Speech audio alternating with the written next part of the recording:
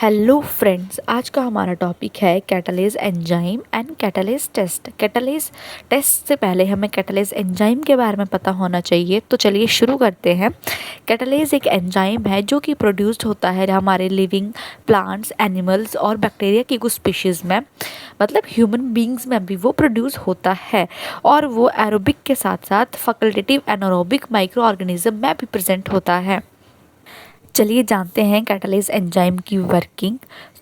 जो micro organism oxygen को metabolise करते हैं, मेटाबोलाइज का मतलब है जो माइक्रो ऑर्गेनिज्म ऑक्सीजन की प्रेजेंस में ग्रो होते हैं, उन्हीं में कैटालेज एंजाइम प्रोड्यूस होता है। क्यों प्रोड्यूस होता है? क्योंकि जब ऑक्सीजन का मेटाबॉलिज्म होता है तो एंड में ऑक्सीजन जो है वो प्रोड्यूस करती है। जो एंड प्रोडक्ट होता है ऑक्सीजन का वो होता है H2O2 हाइड्रोजन पेरोक्साइड। और ये जो हाइड्रोजन पेरोक्साइड है ये बहुत ही हार्मफुल होता है हमारे bacterial cell, DNA, protein, lipids के लिए। इसलिए इसके इफ़ेक्ट को न्यूट्रलाइज करने के लिए कैटालेज एंजाइम काम में आता है। चलिए अब देखते हैं कि एनारोबिक माइक्रो ऑर्गेनिज्म ऑक्सीजन में सर्वाइव क्यों नहीं कर पाते हैं। इसका रीज़न ये है कि उनकी बॉडी में H2O2 हाइड्रोजन पेरोक्साइड प्रोड्यूस होने लग जाता है और उसके इफ़ेक्ट को न्यूट्रलाइज करने के लिए कैटालेज एंजाइम प्रोड्यूस नहीं होता और जो उनका सेल है वो डिस्ट्रॉय हो जाता है। इसलिए जो एनारोबिक माइक्रो ऑर्गेनिज्म है वो सर्वाइव नहीं कर पाते in the presence of oxygen. तो अब आते हैं हम कैटालेज टेस्ट के ऊपर। कैटालिस्ट टेस्ट एक बायोकेमिकल टेस्ट है जो मेनली माइक्रोबायोलॉजी लैब में यूज़ होता है डिफ्रेंशिएट करने में बैक्टीरियाज के बीच में कि वो कैटालेज एंजाइम प्रोड्यूस करते हैं या नहीं। For example staphylococcus and Streptococcus. जो हमारी स्टेफाइलोकोकस बैक्टीरियाज हैं वो हैं कैटालेज पॉजिटिव एंड स्ट्रेप्टोकोकस जो है वो है नॉन कैटालेज पॉजिटिव। तो मेनली इन दोनों बैक्टीरियाज को डिफ्रेंशिएट करने में ये बहुत हेल्प करता है।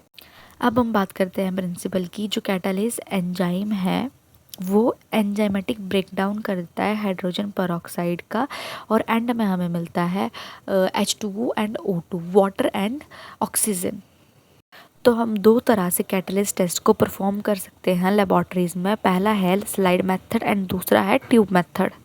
तो चलिए हम बात करते हैं स्लाइड मेथड की। स्लाइड मेथड में हम सबसे पहले एक स्लाइड प्रिपेयर करेंगे क्लीन और वो ड्राई होनी चाहिए।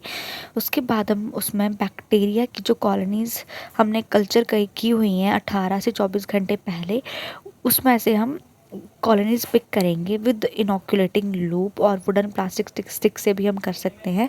उसके बाद उस ग्लास स्लाइड में हम स्मूथ सस्पेंशन ऑफ लेयर्स बनाएंगे एंड उसमें हम ऐड करेंगे single drop of 3% of hydrogen peroxide. उसके बाद उसको हम अच्छी तरह मिक्स करेंगे एंड देन हम लास्ट में उसमें बबल्स, गैस बबल्स जो होते हैं वो हम ऑब्जॉर्व करेंगे। अगर उसमें गैस बबल्स हमें दिखे तो इसका मतलब कि वो कैटालिस्ट पॉजिटिव है एंड अगर हमें नहीं दिखे दैट मीन्स कि वो नेगेटिव है। अब बारी आती है हमारे ट्यूब टेस्ट की। सिमिलरली हमने भी ट्यूब टेस्ट में सेम वही प्रोसीजर करना है, बस थोड़ा सा डिफरेंट है। हमने ट्यूब्स लेनी है, टेस्ट ट्यूब्स, उनको लेबल कर लेना है अगर मल्टीपल कल्चर हुए तो, ठीक है। उसके बाद हम रिएजेंट डालेंगे जो कि है हमारा 3% of hydrogen peroxide, 4 to 5 drops, ठीक है। अच्छे से अपने डालना है कि वो बॉटम को टच करे, वो ड्रॉप्स साइड में नहीं फंसी होनी चाहिए। उसके बाद हमने कॉलोनीज पिक करनी है with the help of sterile wooden stick और प्लास्टिक लूप के साथ। अच्छा सा पोर्शन हमने पिक करना है और उसको अच्छे से मिक्स करना है। देन उसके बाद हम उसको इमीडिएटली चेक करेंगे कि बबल फॉर्मेशन हो रही है या नहीं हो रही विद इन 20 सेकेंड। अगर बबल फॉर्मेशन हो गई दैट मीन्स कि वो पॉजिटिव है, अगर बबल फॉर्मेशन नहीं हुई इसका मतलब कि वो कैटालिस्ट नेगेटिव है। इस वीडियो में बस इतना ही। अब मैं मिलती हूँ नेक्स्ट वीडियो में एक नए टॉपिक के साथ। तब तक के लिए do like, share and subscribe my YouTube channel.